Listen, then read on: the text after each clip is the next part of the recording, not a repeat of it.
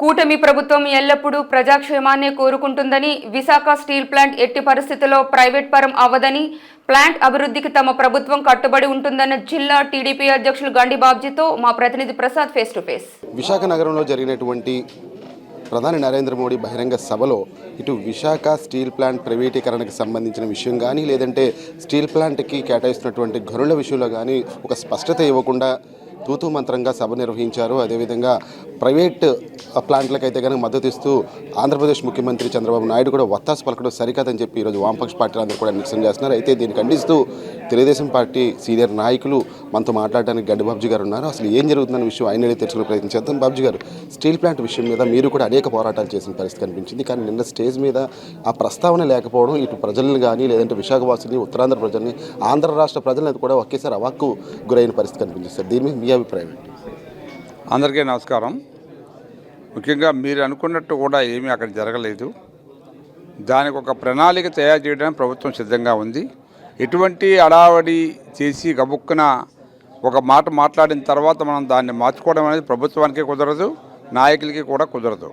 దానికి ఒక plan already revive చేయడానికి ఆలోచించింది. ఇప్పటికే సుమారు 1650 కోట్ల రూపాయలు రిలీజ్ చేసి ఎమర్జెన్సీ నీడ్స్ కోసం డబ్బులు ఇచ్చిన తర్వాత ఈవేళ 2 బ్లాస్ట్ ఫర్నేసులు పనిచేస్తున్నాయి. ఒకటే పనిచేసేది. ఈ 2 బ్లాస్ట్ ఫర్నేసులు పనిచేసిన తర్వాత 3ది కూడా స్టార్ట్ చేయడానికి రెడీగా ఉన్నారు.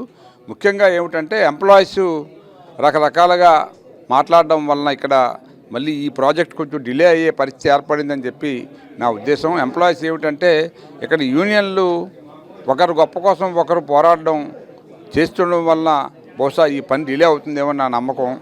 అందువల్ల నేనేమనుకుంటున్నానంటే డెఫినెట్గా చంద్రబాబు నాయుడు గారు, మోడీ గారు, పవన్ కళ్యాణ్ గారు ఈ ఇష్యూ మీద డెఫినెట్గా ఈ రాష్ట్రానికి నష్టం జరగకూడదు. అది విశాఖపట్నానికి ఒక హానిముత్యం లాంటి ఫ్యాక్టరీ కాబట్టి ఎట్టి పరిస్థితుల్లో దాన్ని ప్రైవేట్ పరం కానివ్వరని నా నమ్మకం, ప్రజల నమ్మకం ఉంది. దానికి ఆల్రెడీ చేయాల్సిన పనులు చేస్తూ ఉన్నారు. నాకు తెలిసి ఏంటంటే ఇంకొక 16,000 కోట్ల రూపాయలు రిలీజ్ చేసి దాన్ని సర్వైవ్ చేయడానికి ప్లాన్ చేస్తున్నారు అనేది నా ఉద్దేశం. ఫ్యాక్టరీని క్లారిటీ లేకుండా ప్రజల ముందు మాట్లాడడం మంచిది కాదనే ఉద్దేశంతో కదపలేదు. కానీ డెఫినెట్గా ఫ్యాక్టరీ కోసం చేయాల్సిన పనులు ఎంపీ గారు ఉన్నారు, భరత్ గారు. ఆయన ఎట్టి పరిస్థితుల్లో కూడా ఇది ప్రైవేట్ పరం కాకుండా ఆయన ప్రయత్నం ఆయన చేస్తూ ఉన్నారు.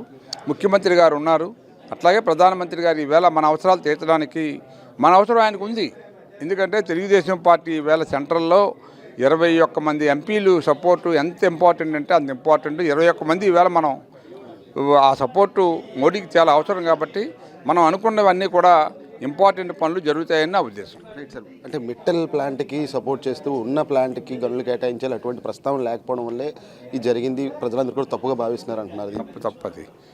మిట్టల్ ఫ్యాక్టరీ వాళ్ళు ఇనీషియల్గానే ఎప్పుడో పెట్టుకొని ఉంటారేమో గనుల కోసం. కానీ మనం చేసింది ఏంటంటే మనం ఫ్యాక్టరీ పెట్టినప్పుడు గనుల కోసం ఎవరు కూడా ఆలోచించలే. అప్పటి ప్రభుత్వాలు కానీ ఇప్పటి ప్రభుత్వాలు ఇప్పుడు ఆలోచించినా దాన్ని కేటాయించడానికి రకరకాల ఇబ్బందులు ఉన్నాయి. బహుశా అక్కడ నాకు తెలిసింది ఏమిటంటే బౌండరీస్ అన్నీ కూడా కొన్ని బౌండరీస్ కొంతమంది కేటాయించారు. దాంట్లో మనకు కేటాయించడానికి ఏరియా కూడా లేదనేది నాకున్న సమాచారం. దాన్ని మళ్ళీ వేరే చోట ఎక్కడైనా మనకి గనులు ఉంటే ఆ గనులు ఇవ్వమని అడుగుతున్నారు.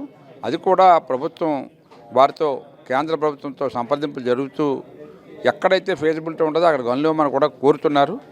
కోరిన తర్వాత మరి ఎట్లా ఉంటుంది అనేది మనం భవిష్యత్తులో చూడాలి తప్పితే గనులు అక్కడ చాలామంది కొనేసుకున్నారు ముందే ఎప్పుడో. అందువలన గనులకి కొంచెం ప్రాబ్లం అయిందని నా ఉద్దేశం.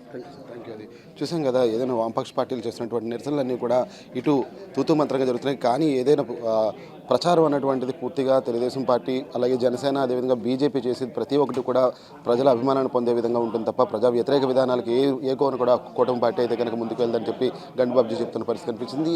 మరొక విషయం, ఇటు ప్రైవేట్ సంస్థలకి కొమ్ము కాస్తూ ఇటు ప్రభుత్వ రంగ సంస్థలను ప్రైవేట్ పరం చేసే ఉద్దేశం అయితే కనుక ఇటు కూటమి ప్రభుత్వానికి లేదు అని కూడా ఒక స్పష్టత అయితే కనుక గండి బాబ్జీ గారు ఇస్తున్నారు. కెమెరామెన్ సూర్యవత ప్రసాద్, జీటీవీ న్యూస్, విశాఖపట్నం నుంచి.